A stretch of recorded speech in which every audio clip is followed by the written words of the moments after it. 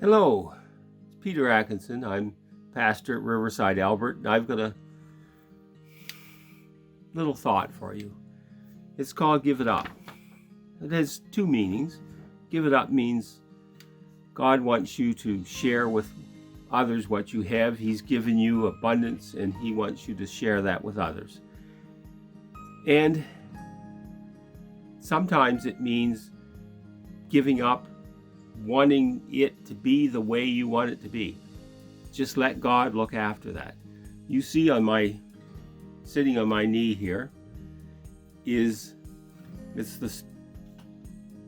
from my engine of my antique car. Carburetor, generator, fuel pump. And I can only ask it to give me what it can. I can't ask it to give it more. It's a 70-year-old car. It's not going to give me 500 horsepower, even if I ask. But alternately, sometimes we do that. Money's tight right now. There's a recession on the way. Giving to the Lord and giving to the church is going to suffer. Because of that, people will want to make sure that the money they do give is treated with the utmost respect. People are extra careful with it. And if that, you can see yourself in that, let me tell you a story. My mother. This is a story about my mother from years and years ago. When I was a teen, the church we went to was a country church. Mostly country people, good people, kind people, sharing. They would give till it hurt. To give you an example, there was a man in the community who got in an awful fire and he lost the use of his hands. It was just horrible.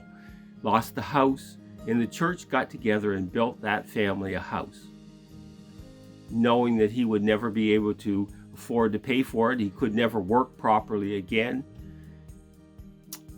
They just did it. And this brings me to the story of this woman. This woman, very wonderful woman, an employee of the church, and we had a new family come to our church, and they weren't country folk, they were city folk. And on top of that, they were wealthy city folk who had now fallen in hard times.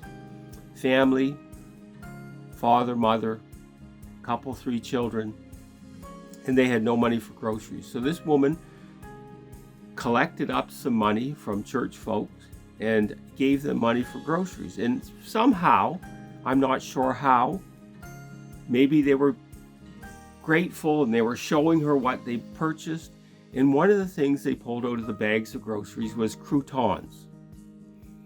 Croutons are those dry bread about this size, overpriced in a fancy box. You're paying for dried oat bread, $4 for a box. And she didn't say anything, but she was really put out. What a frivolous expense. Why would you spend your money on that? Awful. And she relayed the story to my mother, and my mother told me something that I've never forgotten. An important life lesson. She said, when you give a gift, it's no longer yours. You give it, it's gone. And it's doubly true when you give it to God. You let Him look after that. Don't be saying, I want to make sure, God, that you know how. Let me tell you, it doesn't matter if there's a recession. God hasn't forgotten how to look after the money we give Him. Let me tell you about Paul. Paul was telling the Philippians this in Philippians 4:14-18. You yourselves also know, Philippians, that at the first preaching of the gospel after I left Macedonia, no church shared with me in the matter of giving and receiving but you alone. For even in Thessalonica, you sent a gift more than once for my needs. Now when I seek that gift itself, not that I seek that gift itself, but I seek for the profit which you will increase to your account.